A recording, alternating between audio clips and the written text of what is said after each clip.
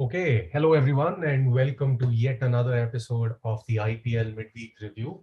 We're almost at the end of the group stage. I think there's just a few juicy matches left to figure out who's jostling around for that very vital fourth spot, right?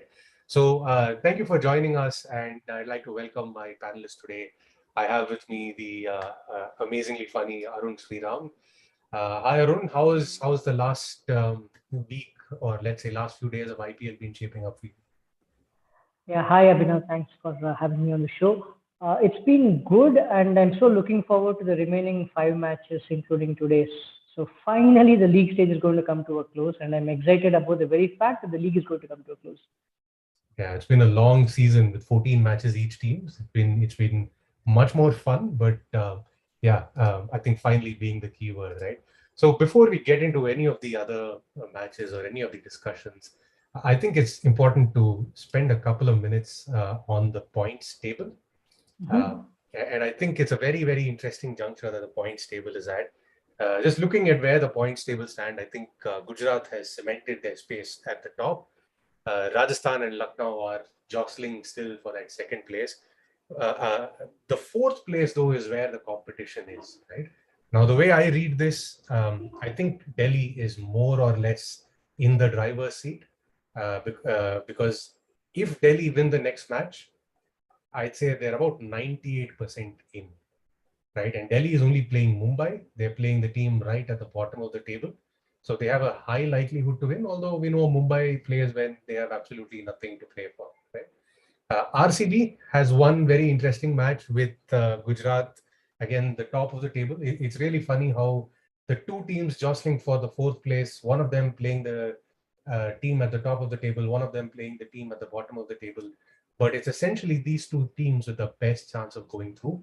Uh, where do you land on this, Arun? What's your take on the points table? Yeah, I think I mentioned it last time as well, Abhinav. If there's one team that could perhaps dislodge RCB from the top four, it would be Delhi Capitals, and it's working out that way. Hmm. It's now getting to a phase where who is going to lose to make someone else look good. Yep. And you called out a good insight. One is playing the top of the table. The other one is going to play with a wooden spooner, potential wooden spooner. So it's going to be interesting that way. But yeah, I think highly unlikely that it's going to be a 14-point war at this point in time. To me, it's going to be more interesting as to who is going to be in the top two Hmm. and around that. So, like I said, the only challenge is between DC and RCB.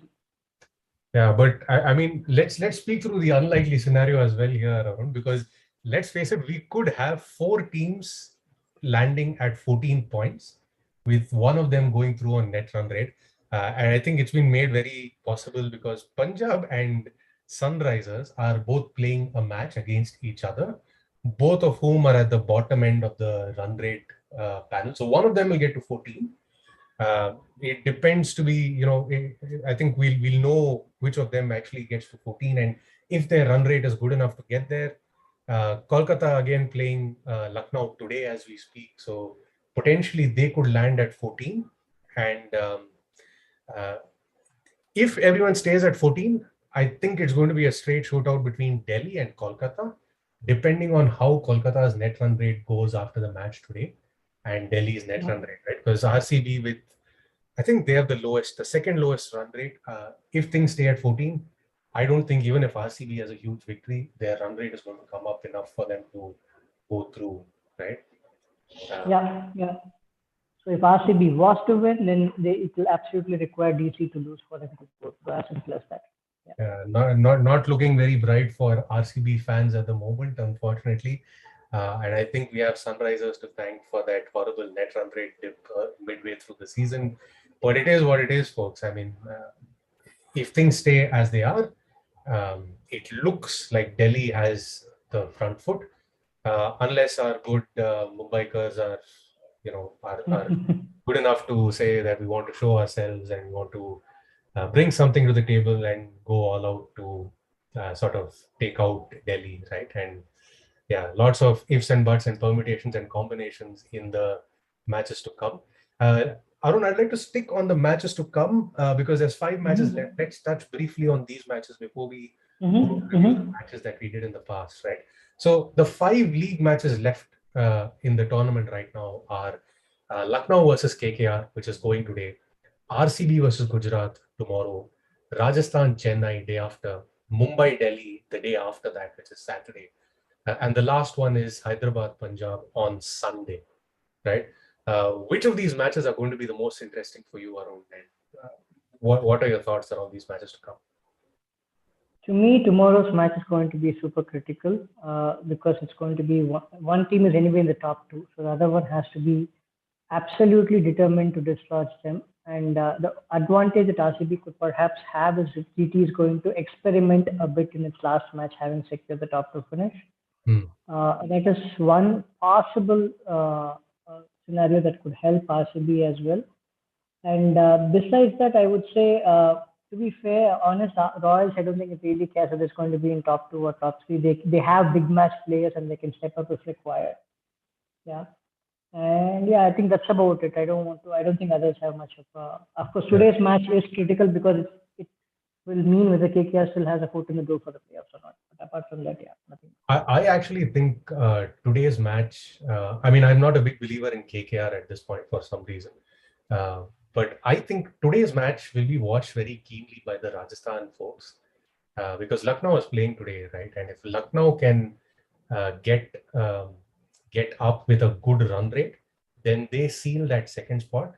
Because if it's not that, then Rajasthan has the opportunity to go to the second spot, right? And just on run rate basis, Rajasthan is at 0.30 and Lucknow is at 0.26, right? So they're really splitting hairs on who goes second.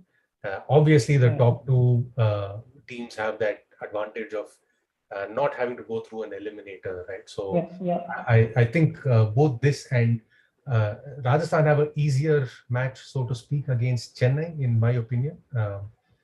Although there's no easy match in the IPL, but yeah, I think there's a little bit of a tussle going on for second place right now, which I think both teams will still fight for to the very end, but not take it too seriously since they're comfortably through. Yeah, I think it's LSG that needs a second chance more than RR, to be fair. So we don't know if it's going to be the day when they're going to fire or whether they're going to kind of surrender and leave. So I think they would do well with the leisure of one match than Rajasthan Royals because Rajasthan Royals, I think they have big match players who can step up.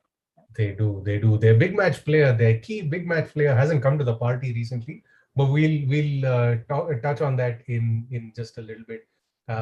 Yeah, I think the matches over the weekend for a change.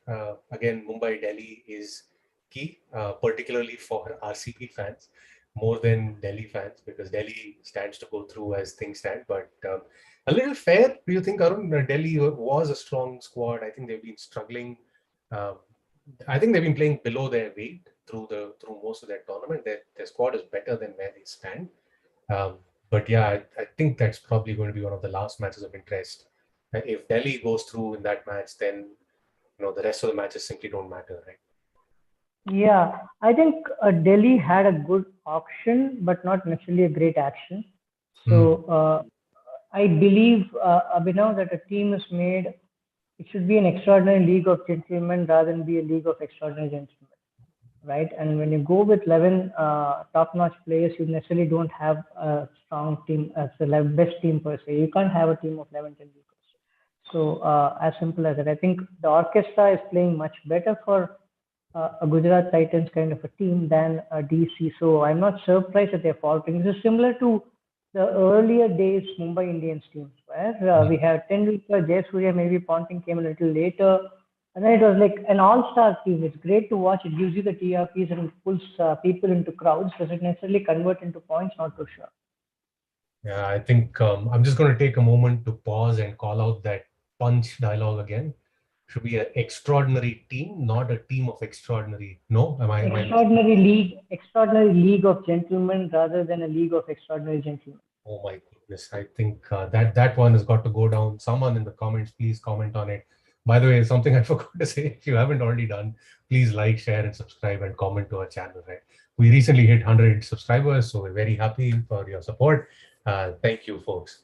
All right. With the league coming to such a close finish, I think we're going to take a slightly easier review. There's 4 matches that we're going to review technically. Chennai Gujarat is the first one. I don't think there's too much to speak about this match because, again, top of the league, bottom of the league, slow track. I think Gujarat won. It was sort of inevitable. Nothing much to speak on that match. So we're going to go a little quick onto the next one. The next one, though, was an interesting one. Lucknow, Rajasthan. I think Lucknow again tweaking around with their batting order a little bit. Just to summarize, Rajasthan won that match by a handsome 24 runs. Jaiswal coming good at the top, but they pushed Padikkal a little below, who did excellent at number 4. But yeah, I wasn't convinced that that was the best place for him. Comments on this match, and again, I was baffled by their bowling decisions. I'm not sure why Nisham didn't bowl. They played that 5-bowler box set, so to speak. They did have space to try 1 or 2 bowlers, even if just to push their squad a little bit. Any comments on Yeah. this match? Yeah, I'll start with LSG, right? So it's a nice, intense set of players. Maybe too intense for their own good at some point in time. Not sure why Ayush Badoni was promoted to number 3. Maybe he's a number 3 in domestic cricket. I don't know. I don't think he's played much of it either. When you have a Manish Pandey and an Ayush Badoni who is continuously failing, I would definitely hand it back to Manish Pandey, who is a more secure number 3 player for the side. Besides that, I don't think they would need to go through any other change. I don't know what the current playing level is. I think that's the weakest link that they have. A great promising start, and then there have been too many Paul Chandrasekhar Valtatis in IPL for us to persist through a full season. And as far as Rajasthan is concerned, what I'm seeing, again, except for LSC, which bowled with their 8 bowlers, okay, Hmm. if possible, Quinton de Kock may have also started to bowl, I'm not sure. But besides that, I don't think many teams are going with 6 or 7 bowlers. Hardik Pandya once in a while.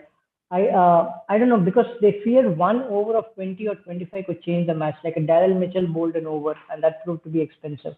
If they have a Hetmeyer, they don't have that option anyway. Why get into a 6 bowler when you're not going to do a 6 bowler the next match when Hetmeyer is back into the side? Maybe these are the things that could perhaps be playing in Rajasthan Royals' head to not be bowling Jimmy Neesham. And we don't know what exactly is his match readiness per se in terms of bowling.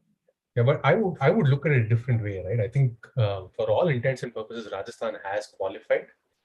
This would probably be the Yeah, best time for them to test their bench strength. And you never know that, like in this match, I think Ayush Badoni bowled an over and gave away just 5 runs and picked up a wicket, right? So you never know who's going to. In fact, he picked up the wicket of Jaiswal, and Jaiswal was going, all guns blazing. So I no, think. RR was on seven wins, Abhinav, compared to Lucknow, which already had 8 wins. So it was not necessarily a done deal for Rajasthan in the previous match. Oh, The next match perhaps could be. okay, interesting. I do like Deepak Hooda. I think he's been playing pretty well for Lucknow. When KL doesn't fire, I think he's the one the team looks to because they have Absolutely. finishers. But as someone who can stay there, play the big knock, and move the team around, I think he's the one to watch out for in that squad. Totally. Totally. He's been super consistent. And I think as far as Rajasthan is concerned, Butler, I think, has had a quiet last 3, 4 matches. Yes. And it's been the 650 plus range for a long, long time now. It better get moving in the next match. Yeah, I think he's taking a siesta when he can. He's going to come back, I'm sure, in the next few matches. He has to for them to do well, and I'm sure he won't disappoint. All right, the Yeah. other match that I think we should spend some time on is Punjab versus Delhi. Arun, you want to give me your take on this match before we go into some more comments? Punjab is my favorite when it comes to choking in the IPL. Oh my God. They can go down from any situation they wish to. It's beautiful. There's a line that one of the Sri Lankan coaches gave long time back. If you think you're going smooth in a river, be rest assured you're going downstream. Okay. That's pretty much Punjab's tactics in any tournament. I can see that they want to finish eighth, third from the bottom is their place to be. Now they're on 7, they'll do their best to go to 8 if possible. But I think the problem again is Mayank Agarwal not firing, not able to fit, doesn't know where to be in the batting order, so that's a struggle for them. I think besides that, the bowling attack I still think is fine, not that bad. The batting seems to be so one-dimensional. I don't know where I read this also, and it made sense. They just go bonkers irrespective of the match situation. I think 160 should have been chased with a lot more match awareness than they did. Yeah, but I do I know that you just feel like giving Punjab a hug for some reason, and it's not just now, it's been going on for years now, right? I mean, KL Rahul personified that person who's done everything and he still loses for some reason. He just doesn't know why nice men finish last. But even though Rahul's no longer there, I think Punjab's decided to keep his spirit alive in the team. We spoke about who's the common thread. I would again rather risk my neck and say that Anil Kumble needs to get his house in order. This is just not done. He's the common thread for where they've been finishing over the last few years. Not sure if people are finding him good enough to do what he's doing. Yeah. But I like that team. I mean, that team on paper looks really nice, and my heart goes out to them. They've got a set of wonderful players in there, and until this match, they looked like a team that had a very potent threat. If this had gone differently, I would have put my money on Punjab grabbing that fourth spot over anyone else because they were doing really well coming into this match, right? And even in this match, there's a couple of things I like. For instance, I should probably say these are draws on the Delhi side of things. Rishabh Pant, my God, he needs to improve. Because you could see that ball when Livingstone got him out. Livingstone had this big grin on his face, right? He was almost as saying, I know you're going to step out, I know you're going to miss, and I know I'm going to get you stumped. And that was exactly what happened. Ridiculous judgment by Rishabh Pant. For I don't know, I mean, it's just, we should just start calling him ridiculous Rishabh or something like that, right? Because he has this ability of just throwing his wicket away from a strong position. Yeah, I think this was the poor cousin of Shane Warne McCullum duel, right? Where you know what the what the batsman is going to do and you just go ahead and execute it. I think punts like Umran Malik, you get it when you get it. You don't get it, you just say, okay, that's punt and you move on in life. I think he's now gone into the great league where he's going to be those undroppable players in any case. So maybe it's a security which is good in a way. But yeah, I think that's the gamble that we should all be prepared with in Rishabh Pant. We always have this conversation around Rishabh Pant on should he, shouldn't he, and I personally, I don't believe he should be in that undroppable league. I agree with that. I agree with that. Totally agree. Yeah, and yeah, I think good match overall. I enjoyed that match. Lot of heart, lot of good fight. Mitchell Marsh stuck it in. Sarfaraz Khan, quick runs in a pinch. Good stuff all around. Jitesh Sharma. Sorry? Jitesh Sharma from Punjab Kings. Yeah, I think he's been consistently scoring well for them and doing a wonderful job. So that's a great find that they've had. Yeah, they just needed Mayank to come to the party, and I'm going to do a little bit of shameless narcissism here. I think something I called out very early. Mayank is the key for Punjab. If he would have gotten a little more runs, they would have been a side to watch out for. All right, I think we have one more match. We're going to be very brief on it, which is Mumbai Sunrises. Again, a match with very little consequence to the league at this point in time. The one comment I will make on this match is this is probably by far the most linear run rate that any match has had. When Sunrisers played, they were around that 10 run rate throughout the match. The power play, the middle overs, the finish. Towards the finish, they dipped a little, which is why they ended at 193. But you've got to say, I think Tripathi looking very nice. Priyam Garg came off very well for them. Puran doing what he's doing very well, right? So I have a little bit of an insight to pull. If you look at the players that haven't really performed, you look at the Williamson, you look at the Kohli, you look at the Rohit Sharmas. Do you get the sense that these three format cricketers are probably not doing very well in this IPL? You could say that in part to Jasprit Bumrah. He's been blow hot, blow cold. Yeah. Is it just bubble fatigue or playing too much cricket too long? I think Shami is the exception, but I sense these big names that are doing all kinds of cricket are not doing as well as they should be. Possible because you keep playing like every 2 3 days for like I don't know, perhaps for 2 months on the trot. It's not easy. And Rohit Sharma was surprised. I think he was playing well before the IPL, right? Hmm. I'm not sure about what Williamson's form was. We know where Kohli was, so it was more about when is he. I mean, when is he going to turn around? But yeah, I agree with you. I think it's just been too much of cricket.